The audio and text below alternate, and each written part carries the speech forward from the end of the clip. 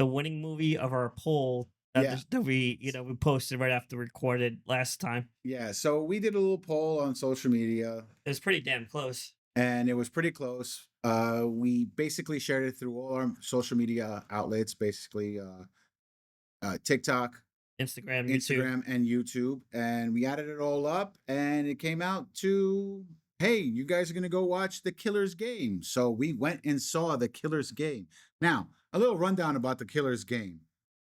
Basically, what this movie is it's a hitman diagnosed with uh what was it? A neural disease, right? Yeah, something with his eyes. There was no cure for it. Right. And because of that, he put out a hit on himself because he fell in love with this woman, and he doesn't want to burden her with, not being able to provide for her or do anything for her. So he put out a hit so that way he could go out in a blaze of glory, right? Only to find out it was a total misdiagnosis Right. by the doctor, Right. which is malpractice. But they needed some substance to get to move the story along. Which is not bad. So the movie stars Dave Bautista, Sophia Battelle, Terry Crews, Terry Crews. Ben Kingsley, Yep. Who else? I think that was for the our friend Mantis from Guardians. yes, Tom Clementif. Better you say that name, considering my nickname. Go on. We also had Scott Atkins. Scott Atkins and his quote unquote Scottish brother, which is um, Dave McIntyre. Yes, making his film debut. Dave Bautista put it. The director J.J. Perry says, "I'm looking for somebody that could do a heavy Scottish accent that has that has a presence that you know an imitating presence if I could freaking speak." And he's like, "Oh, I know the guy." Yeah. And Drew Galloway, aka Drew McIntyre in WWE, got cast. And he actually had a character that appeared in more than one scenes because a lot of these wrestlers, besides the big three of John Cena, The Rock, and Dave Batista, would be extras and would just be a blink and you missed it or you die. Well, when they first start Well, being in movies, yeah, yes. exactly. But this movie, we both liked it a lot. However, the numbers don't reflect it, Now, and the critics don't reflect it well, either. here's the thing: the director of this was J.J. Perry. Yeah. So, if the name sounds familiar, it's because J.J. Perry directed a movie on Netflix called Day Shift with Jamie Foxx. Now, it never went to the theaters. It never did anything. Went straight to streaming. But it got a lot of praise and rave And, reviews at the and time. It came out yes, 2 years ago. yes, great, great. I think it was a great film. Um, Basically, that was, I think, his directorial debut, and then he does this movie. Now, previously, J.J. Perry, all he did was basically stunt work. That's all he did. And a second unit director. Right, in various films. Like if you check his IMDb page, he is in probably in the he is in 15 out of the top 10 top 20 movies ever. So he's been in a lot of films between Avatar, the Dark Knight, Falcon and Winter Soldier TV show. Like the list goes on and on and on. So, but for that, he was just a stunt coordinator. He was also in the John Wick movies. But this was only his second feature. Right. It was his first film to go to the silver screen. This would be technically his, yes. Because Day Shift was a streaming, like you mentioned. So this movie had my attention because Dave Bautista, we saw the same interview that he did with Chris Van Vliet, that he took on more of a creative hands. He was a producer on this movie. Right. He just didn't want to be another actor to show up and do what the script did. He pushed to have Sophia Patelli as the female lead, as his co-star, because he didn't picture anybody else. He even delayed production when her availability and her schedule said otherwise. He was willing to hold it up, the project, but he got what he wanted. The two of them together, I thought had decent chemistry on screen. Yeah, I agree. They had a good chemistry together. It wasn't it wasn't bad. It's not that it wasn't bad or anything like that. It was good. I thoroughly enjoyed it.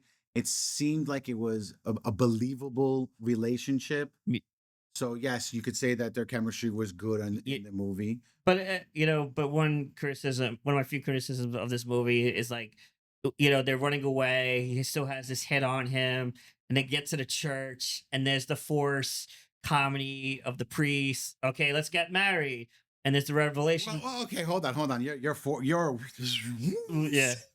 zoom. You're going Okay, straight back up. towards the end. Rewind. Yeah, Yeah. let's go back a little bit and let's talk about every character that shows up afterwards. So we like Sofia Batelli or Yeah. Batella, right? Now, what did you think of in general of Terry Crews? He was one of the assassins that was going to Yeah.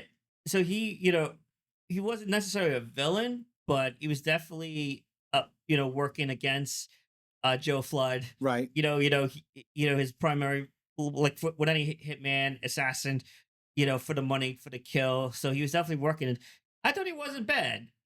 Uh, you know, he, he's good in the comedy roles, and he has moments funny. Not one of his best performances I've seen before, but I thought Terry Crews was pretty good overall. I agree. He felt like he was like A little forced sometimes. not forced. He felt like a caricature of the character that he played in The Expendables. I remember. That's how That's a I good way to feel. put it. I totally forgot about that. Yeah, that's what it felt like to me. What did you feel about Palm Clementif as the major bad guy in this movie? She's really establishing herself as a great actress on her own because she was amazing in the in the last Mission Impossible movie, Right? and she was pretty good And she as barely said a word in that movie. yeah. But in this movie, she had a lot to say. Her and Drax had a falling out since Guardians of the Galaxy ended. Yeah. I thought she was pretty good in the villainous role. Typical. This is personal because he You took killed my you father. killed my father. Even though Joe said, "Oh, everything's okay. I'm calling off the hit." He's like, "Fuck you. This is personal. I'm gonna raise the price. I'm calling in every assassin around Europe to take you out."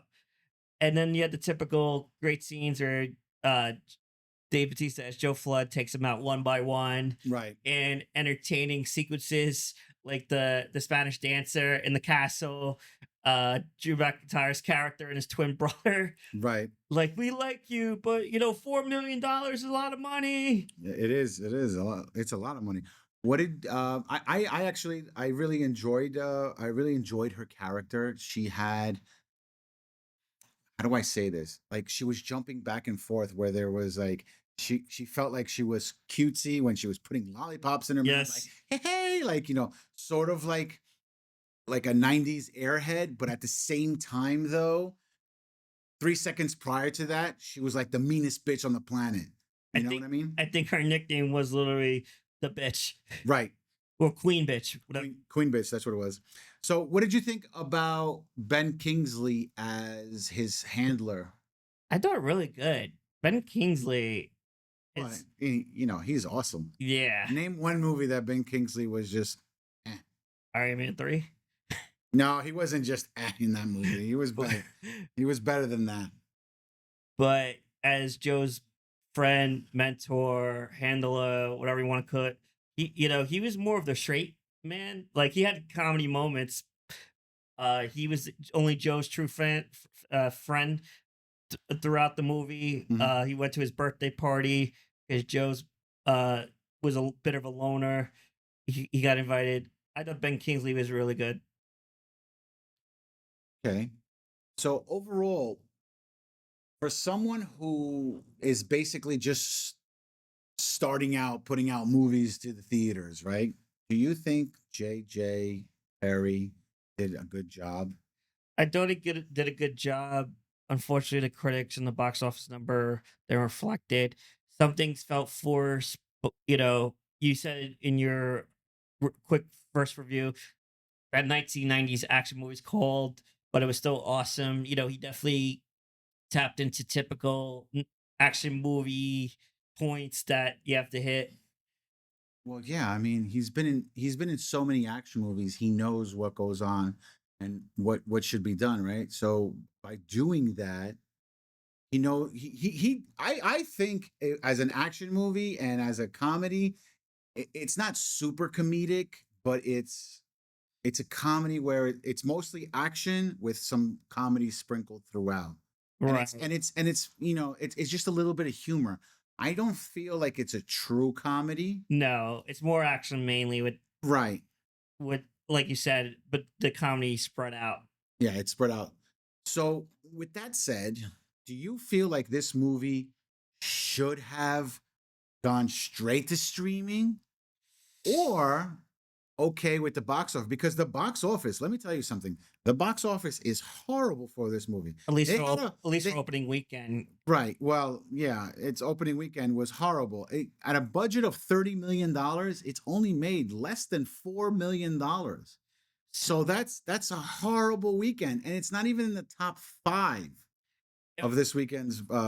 as soon as it hits digital platforms on streaming, it might be a sleeper hit and take off in that regard. But the numbers are reflecting it should have been put out on streaming. But I Mhm. think Dave Bautista would have fought to keep it in theaters. Right, because it was his production company that did it, right? You could tell this was a real passion project of his. Well, that's what he talks about in every single interview. How he went from being straight up just a wrestler turned actor, and now he's like, well, I want to be more into it. I want to be part of the decisions and the marketing and the writing and the producing. So that's why he had his company do it. He doesn't want to be pigeonhole. He wants to do different various roles. There was that one movie that you loved a lot where it was a dramatic role and it was a bit of a horror. Was it The Cabin? The Cabin in the Woods. Yeah, that was a great movie. Yeah, That was a great movie, and he was ginormous in that movie. he's talked about his weight loss and things like that, and but he looked he looked pretty big for this role. Yeah. But he was definitely, as the main star, he was the scene stealer of his own film as he should. It's just, it's just disappointing. Like another movie where that we liked, but then, it just couldn't deliver with everybody else. It But just didn't have the legs to stand up. yeah, That's basically what happened. So, is there anything in this movie that you did not like? uh, like I guess when they get to the church scene, and Right. I mean the priest was funny and the confession, but it's like, quickly, Father, can you marry us? And it's like, and Sophia Vitelli's character out of nowhere, Maisie's like, oh yeah, I'm Brennick. And, they're running for their lives and it's kind of came out of nowhere. I'm like, what are you doing? You had a good film. I thought you had a good film up to this point. But I And then guess, the priest gets shot and yeah, flipped over. So yeah. but I guess the secondary villain, Angus Mackenzie, played by Scott Atkins, like he was a bit of scene stealer. He was working for his boss to get the job done, but you thought, they teased pretty good Joe getting killed in that moment, but then Sophia Batelli's character blew his freaking head off.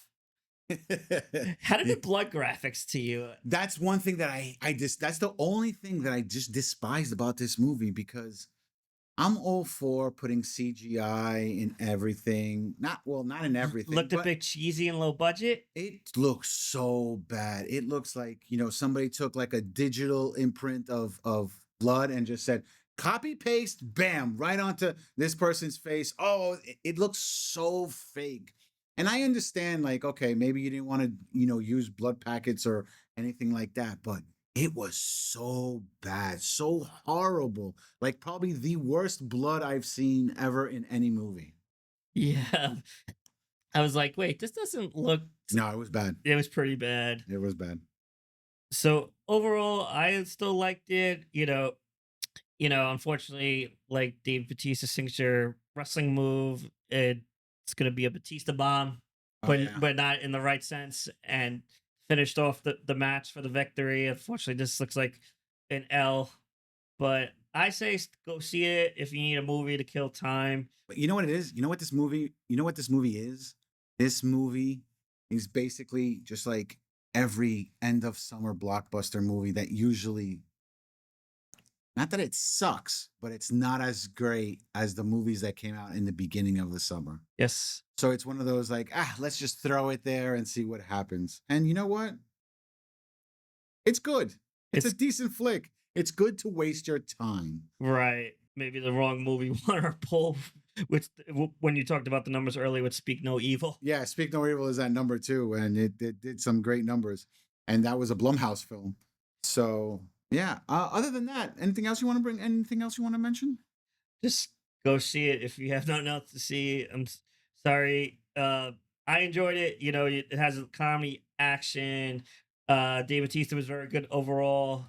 If it's a decent cast, it's actually solid cast overall. So the question goes out to you guys. Did you guys see the Killer's Game? Did you like it? Did you hate it? Do you think it should have went straight to streaming? Let us know in the comment section down below.